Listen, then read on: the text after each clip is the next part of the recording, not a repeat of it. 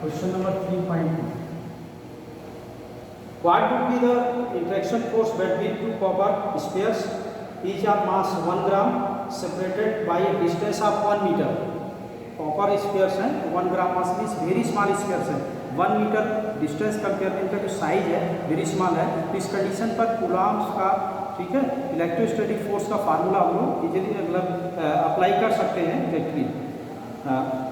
If the total electronic charge in them deferred from the total charge of nuclei by 1% charge का nucleus में जो positive charge के compare में electron में जो डिफरेंस है वो 1% का है। ओके, सो यहाँ पर जैसे एक स्फीयर ये होगा CO, इसका मास बहुत कम है, 1 ग्राम की वैल्यू। एंड सेकेंड स्फीयर ये है, ये भी CO है, यहाँ भी 1 ग्राम मास है। तो इसमें इलेक्ट्रॉन 1% या तो इलेक्ट्रॉन एक्सचेंज है प्रोटॉन्स कंपेयर में, 1% क्या है डिफिशियंसी है, उससे क्या नेट चार्ज जनरेट होगा। तो यहाँ पर पहले हम लोग यहाँ पर क्या करेंगे, total number of copper atoms कर लें, ठीक है, फिर टोटल नंबर ऑफ प्रोटॉन्स या इलेक्ट्रॉन्स करके उसके बाद फिर चार्ज करके करेंगे, ठीक है। चलो, तो यहाँ पर पहले नंबर ऑफ मोल्स करेंगे। कॉपर का जो मास नंबर होगा, मास नंबर ऑफ कॉपर इस 63.55 कर सकते हैं, 64 की जगह 63.55 ग्राम। अगर मोलर मास ले रहे हैं, 1 मोल का मास ले रहे हैं, ये ग्राम में करते हैं, मोल मास ही क्या है, ये मोलर मास होता है, ठीक है, ग्राम में होता है। ओके, एंड इसका जो एटॉमिक नंबर होता है कितना होता है, 29, ठीक, ये हो गया। अब तो number of moles of CU in 1 gram, moles of CU atoms in 1 gram. Molar mass कितना 63.55 gram. Okay, so moles, number of moles of CU atoms in 1 gram will be equal to 1/63.55।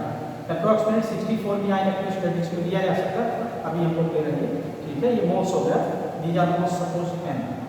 Therefore, number of molecules number of CU atoms करेंगे। Therefore, total number of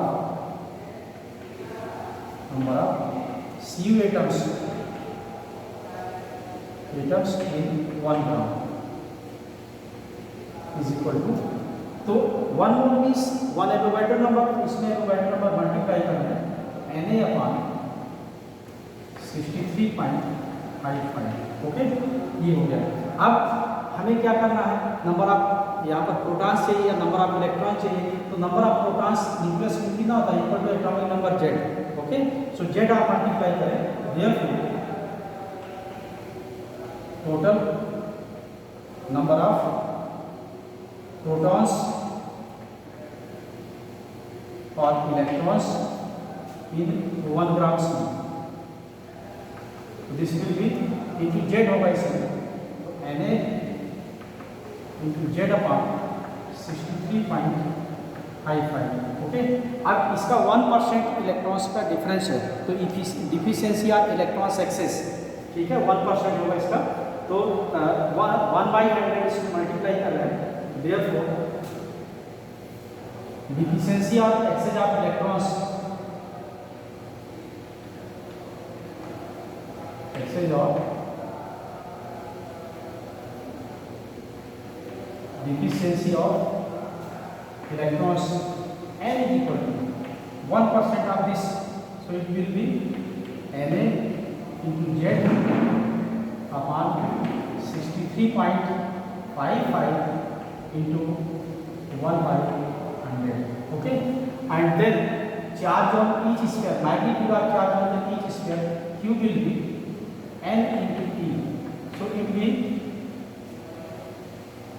Na into E into Z upon 6355 इस तरह से। और Na into E Avogadro number into charge of electron, ये क्या है, 1 Faraday, charge of 1 Faraday 96495 coulomb charge होता है। मीन्स अप्रॉक्सीमेटली यहाँ पर 96 इसका जो वैल्यू है 96495, इसको सिंपली 96500 दिया जाता है। बट इसको हम लोग इलेक्ट्रोस्टैटिक पार्ट में यहाँ पर अप्रॉक्सीमेट 10⁵ दे सकते हैं कूलाम। यहाँ अप्रॉक्सीमेट इसका वैल्यू क्या होगा 10⁵, ठीक है। तो इसको यहाँ पर अगर सब्स्टिट्यूट करते तो कितना हो जाएगी, जेड इन 29/6355 ओके। और इसको अगर यहाँ पर कैलकुलेट करें, यहाँ पर एक ये जीरो यहाँ ले लें, ठीक है, फिर डिवाइड कर लें 00, ठीक है। तो ये यहाँ पर सिंप्लीफाई भी करके बना सकते हैं। अब फोर्स, यहाँ पर force acting force of interaction आया electrostatic force between this two spheres. Electrostatic force Fe will be K Q1 Q2, Q into Q is Q square by R square। R कितना है 1 मीटर, तो problem R कितना given है 1 metre, ठीक है। तो यहाँ पर वैल्यू सब्स्टिट्यूट करो, K is 10 10⁵ times 29/6355 into 10⁵ square upon 1 square. और इसको सिंप्लीफाई अगर हम करते हैं तो ये अप्रॉक्सीमेटली आएगा 1.87 इंटू 10⁻15 के नियर अबाउट। 15 तो क्लियर है, यहाँ 1.87 इतना न्यूटन होगा, या इस पर अप्रॉक्सीमेटली 2 भी दिया जा सकता है। तो आप क्वेश्चन में आंसर में 2 ही है, 2 इंटू 10⁻15 न्यूटन, ओके।